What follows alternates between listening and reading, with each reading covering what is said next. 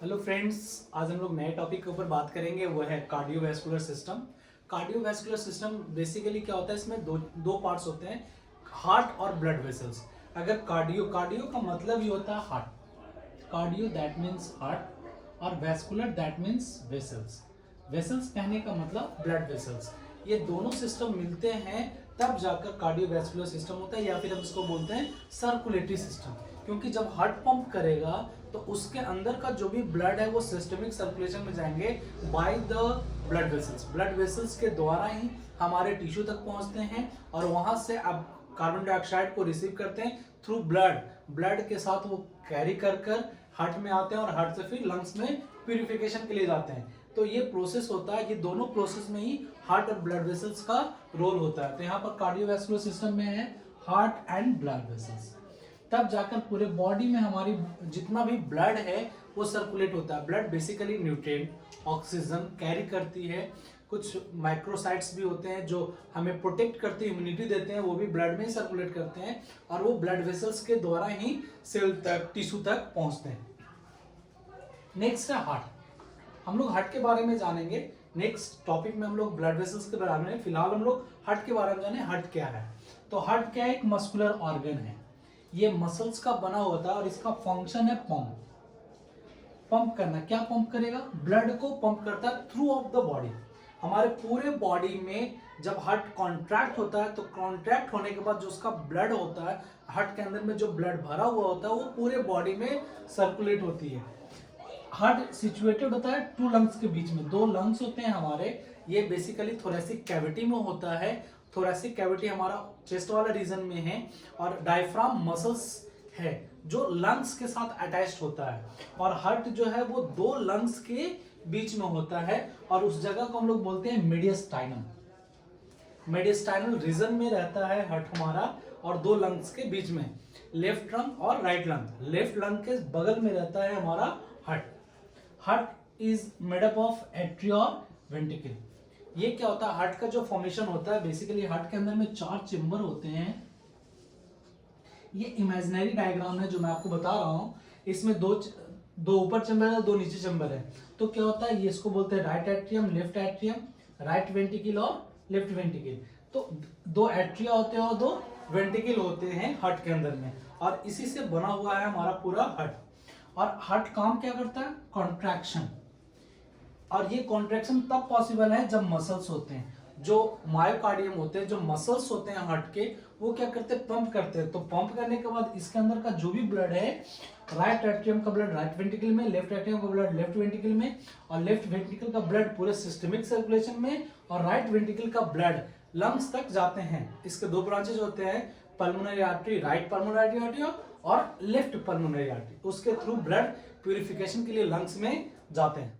हम लोग हार्ट के बारे में बात कर रहे हैं। यहाँ पर हम लोगों ने बात किया कि हार्ट के अंदर में 4 चेंबर होते हैं, लेकिन एक सेप्टम भी होते हैं। जैसा हम देख सकते हैं डायग्राम में कि ये देखिए, ये हार्ट होता है, इमेजिनरी हार्ट है। इसके अंदर में मैंने बनाया 4, लेकिन हार्ट को क्या किया? 2 भागों में डिवाइड किया गया। ये राइट साइड है और ये लेफ्ट साइड है। तो हम लोग अभी राइट साइड के बारे में बात करेंगे। Right side of the heart में क्या क्या चीजें हैं और क्या करती हैं। तो right side of the heart has 2 chamber. इसके अंदर में 2 चेंबर हैं, राइट एट्रियम और राइट वेंट्रिकल, जो आप यहाँ पर देख सकते हैं, राइट एट्रियम और राइट वेंट्रिकल। जो राइट एट्रियम का जो लेयर होता है, उसका जो थिन वॉल्ड होता है और उसके अंदर में प्रेशर बहुत कम होता है, लेकिन यहीं पर वेंट्रिकल का प्रेशर बहुत ज्यादा होता है, क्योंकि इसके अंदर में फ्लूइड ज्यादा होते हैं और इसका प्रेशर ज्यादा होने की वजह से अच्छे से ये सर्कुलेशन में हेल्प कर पाता है। राइट एट्रियम में पेसमेकर होता है। पेसमेकर कहने का मतलब एक घड़ी के जैसा मशीन जहां पर चलता रहे, उसी को हम लोग बोलते हैं साइनो एट्रियल नोड। ये नेचुरली होता है हमारे बॉडी में, लेकिन जब ये ब्लॉक हो जाते हैं, जब ये काम करना बंद कर देता है, तब बाहर से जो एक घड़ी लगाई जाती है उसको बोलते हैं पेसमेकर, और वो भी घड़ी के जैसा काम करता है कि हार्ट बीट अच्छे से काम करे। और अगर नेचुरली हमारे बॉडी में है, उसे हम लोग बोलते हैं साइनो एट्रियल नोड। साइनो का मतलब एट्रियल के रीजन में जो रहता है नोड, वो। और ये राइट एट्रियम में जो ब्लड रिसीव होते हैं, बेसिकली डीऑक्सीजनेटेड ब्लड होते हैं। डीऑक्सीजनेटेड कहने का मतलब उस ब्लड में कार्बन डाइऑक्साइड की मात्रा ज्यादा है, उस ब्लड में carbon dioxide plus haemoglobin attached है, जिस ब्लड को हम लोग बोलते हैं डीऑक्सीजनेटेड ब्लड, या फिर इसको बोलते हैं वेनस ब्लड, या फिर बोलते हैं कार्बोक्सी हेमोग्लोबिन ब्लड। अब यहाँ पर ये ब्लड जो होता है ये दो वेन के द्वारा आता है। बड़े बड़े जो वेन होते हैं इसका लगभग डायमीटर की बात करते हैं तो 30 मिलीमीटर होता है इंफीरियर वेना कावा का, और सुपीरियर वेना कावा का जो डायमीटर होता है वो 30 मिलीमीटर होता है। और ये रिसीव करता है सुपीरियर वेना कावा से जो ब्लड रिसीव होते हैं, डीऑक्सीजनेटेड ब्लड रिसीव करता है वो हेड, नेक और अपर एक्सट्रीमिटीज। अपर एक्सट्रीमिटीज कहने का मतलब हाथ से। और इंफीरियर वेना कावा में लोअर लिम्ब से जितना भी ब्लड होता है वो आईवीसी के द्वारा राइट एट्रियम में ड्रेन होते हैं। राइट एट्रियम और राइट वेंट्रिकल के बीच में एक वाल्व होता है, यहाँ पर एक वाल्व होता है। इस वाल्व का नाम होता है ट्राइकस्पिड वाल्व। ट्राइकस्पिड, ट्राई का मतलब 3 और कस्प का मतलब दरवाजा। यहाँ पर 3 दरवाजा होते हैं जो एक साथ खुलते हैं और एक साथ बंद होते हैं। तब राइट एट्रियम का ब्लड राइट वेंट्रिकल में जाता है by the help of through the tricuspid valve. Tricuspid valve के द्वारा ही राइट एट्रियम का ब्लड राइट वेंट्रिकल में ड्रेन होता है। और फिर राइट वेंट्रिकल का ब्लड फिर हमारे सेमिनल वाल्व के द्वारा पल्मोनरी आर्टरीज से ये हमारे राइट लंग्स में और लेफ्ट लंग में जाते हैं फॉर द फर्दर प्यूरिफिकेशन के लिए। हम लोग अभी right side of the heart देखें, अब left side of the heart देखेंगे। जैसे राइट साइड में 2 चेंबर होते हैं वैसे ही लेफ्ट साइड में भी 2 चेंबर होते हैं, ठीक है। जो लेफ्ट साइड में चेंबर होते हैं उसको लेफ्ट एट्रियम और लेफ्ट वेंट्रिकल बोलते हैं। और ये दोनों के बीच में जो बल्ब होता है उसको माइट्रल बल्ब बोलते हैं, या उसका दूसरा नाम होता है बाइकस्पिड बल्ब, जो आप यहाँ पर देख सकते हैं। Left side of the heart has 2 chamber, left atrium and left ventricle. Left atrium और लेफ्ट वेंट्रिकल के बीच में जो बल्ब होता है उसे हम लोग बोलते हैं माइट्रल बल्ब या फिर बाइकस्पिड बल्ब। इसमें जो ब्लड होता है, लेफ्ट एट्रियम में जो ब्लड होता है वो ऑक्सीजनेटेड ब्लड होता है। ऑक्सीजनेटेड या फिर इसका दूसरा नाम आर्टेरियल ब्लड बोलते हैं। इसमें जो ब्लड होता है Hb+O2, यानी इसका दूसरा नाम ऑक्सी हेमोग्लोबिन भी बोलते हैं। और ये पल्मोनरी वेन के द्वारा, यहाँ पर एक्सेप्शनल वेन होते हैं, आर्टरीज होते हैं। यहाँ पर एक्सेप्शनल वेन और आर्टरीज होते हैं। कहने का मतलब पल्मोनरी आर्टरी के अंदर में डीऑक्सीजनेटेड ब्लड होते हैं और पल्मोनरी वेन के अंदर में ऑक्सीजनेटेड ब्लड होते हैं। पल्मोनरी आर्टरी जो होता है वो हार्ट से लंग्स तक होते हैं, फ्रॉम हार्ट टू लंग्स। और जो पल्मोनरी वेन होते हैं वो from lungs to the heart. Right side of the heart से जो ब्लड जाता है वो पल्मोनरी आर्टरी के द्वारा जाता है, और लेफ्ट साइड में जो ब्लड आता है, रिसीव होता है, वो पल्मोनरी वेन के द्वारा होता है। और उसमें जो ब्लड होता है वो ऑक्सीजनेटेड ब्लड होता है। नेक्स्ट, ये लेफ्ट एट्रियम का ब्लड लेफ्ट वेंट्रिकल में बाइकस्पिड वाल्व के द्वारा जाता है।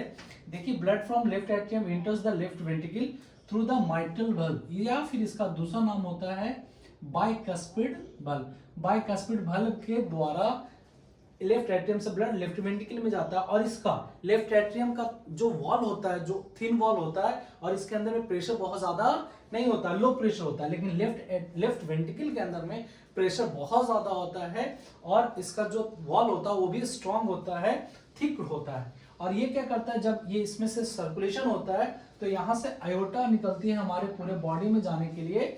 उस आयोटा के जरिए पूरे बॉडी में सिस्टमिक सर्कुलेशन होता है।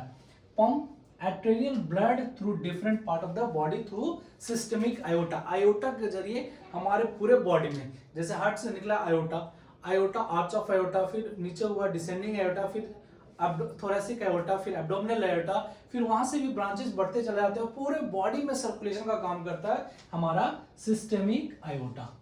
लेयर ऑफ द हार्ट, जैसे हम लोग बात करते हैं हमारे पूरे बॉडी के अंदर में लेयर जितने भी होते हैं मोस्टली 3 लेयर होते हैं। चाहे आप यूट्रस का लेयर देखें, चाहे आप हार्ट का लेयर देखें, या फिर आप ये देख सकते हैं ब्लड वेसल्स का लेयर देख सकते हैं। वो जितने भी हमारे बॉडी में लेयर होते हैं वो मोस्टली 3 होते हैं। लेकिन जो जीआईटी ट्रैक के जो लेयर होते हैं वो 4 होते हैं।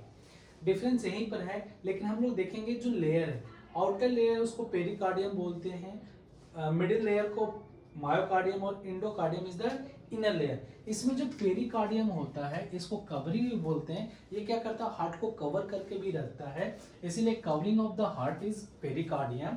और मायोकार्डियम क्या है, ये मसल्स का बना हुआ है, और यही मसल्स होता है जो कॉन्ट्रैक्ट और रिलैक्स होते हैं, जिसके वजह से ब्लड पंप होते हैं। नेक्स्ट है ये इनर लेयर है। नेक्स्ट वाल्व, हमारे बॉडी में जो हार्ट होता है, बेसिकली हार्ट का जो डायग्राम होता है वो ऐसा होता है, हार्ट हमारा। और ये जो होता है इसको सेप्टम बोलते हैं।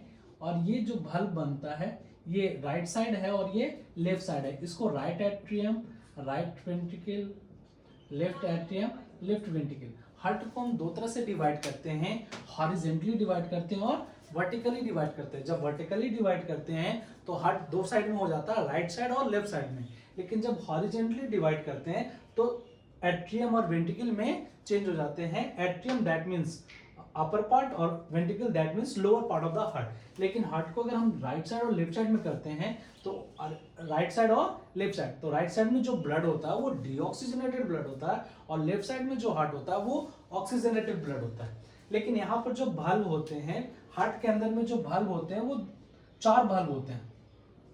चार भाल्व होते हैं, एक दो एट्रोवेंट्रिकल भाल्व होता है, ये यहाँ पर जो एक भाल्व है और यहाँ पर जो एक भाल्व है, ये दोनों भाल्व को मिलाते हैं तो इस दोनों भाल्व का नाम होता है एट्रियोवेंट्रिकुलर भाल्व। और इसका नाम अलग अलग होता है। जो राइट साइड में भाल्व होता है उसका नाम होता है ट्राइकस्पिड भाल्व और जो लेफ्ट साइड में भाल्व होता है उसका नाम होता है बाइकस्पिड भाल्व। बाइकस्पिड भाल्व या फिर इसका दूसरा नाम होता है माइट्रल भाल्व। माइट्रल भाल्व बोलते हैं इसे।